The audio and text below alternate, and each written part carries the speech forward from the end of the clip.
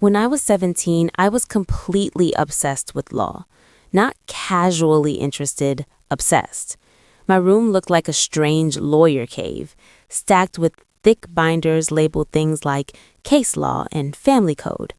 My mom used to joke that I watched more courtroom shows than a retired person and assumed it was just a phase I'd grow out of. Then one Tuesday in March, an official-looking envelope arrived in the mail. It had the county courthouse logo on it.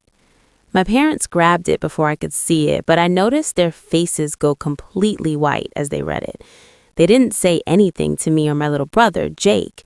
Instead, they started whispering in the kitchen, stopping the moment either of us walked in. My dad began snapping his laptop shut whenever I came near. My mom stress cleaned the house, twice a day.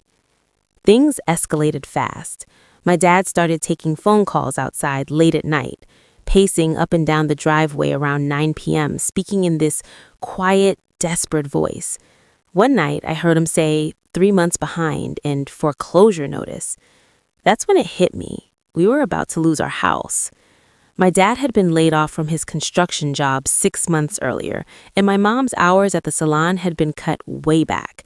They tried to hide it from us, but the bank wasn't waiting. We were 3 months behind on mortgage payments, and the foreclosure process had already started. Eventually, my parents sat me and Jake down. My mom was crying before she even started talking. My dad couldn't look us in the eyes. They handed me the letter and tried to explain, but I'd already read the entire thing, twice. While they apologized and said they didn't know what to do, I flipped the letter over, grabbed the yellow legal pad I kept by the couch, and asked, "Did you file for mortgage forbearance during COVID? Because if you didn't manually opt back in, that could be why this escalated so fast." They just stared at me like I'd grown a second head. That night, I stayed up until 2 a.m. researching everything: foreclosure timelines, tenant protection laws, hardship programs, banking requirements. I found a county housing assistance program my parents qualified for, but had never applied to. I drafted a hardship letter for my dad to sign and contacted a free legal aid nonprofit, scheduling an emergency call for the next day. When I showed my parents what I'd put together, nearly 20 pages of organized, highlighted research, they were completely shocked. The next day, when the bank representative called, I sat beside my dad with a notebook full of talking points. When the representative tried to brush him off, I slid my dad a Post-it note that read, "Demands proof they offered loss mitigation options. They're legally required to." For the next week, I worked the phones nonstop, faxing documents, rewriting the hardship letter 3 times, and assembling a massive 34-page packet for both the bank and the county. We secured a hearing.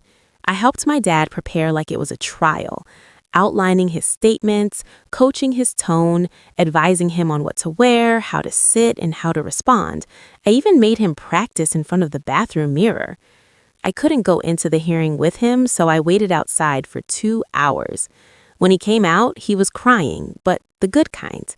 The judge had approved a complete halt to the foreclosure and granted 60 days to restructure the mortgage. Afterward, my mom hugged me tighter than she ever had. My dad kept repeating, "I can't believe my teenage daughter just saved our house." 3 weeks later, my dad received a job offer from a construction company that paid significantly more than his previous job. Later, we realized the stress of nearly losing our home had been affecting both of my parents' performance at work and in interviews. Once that pressure lifted, everything started falling into place. Now, my parents ask me to review any important document before they sign it.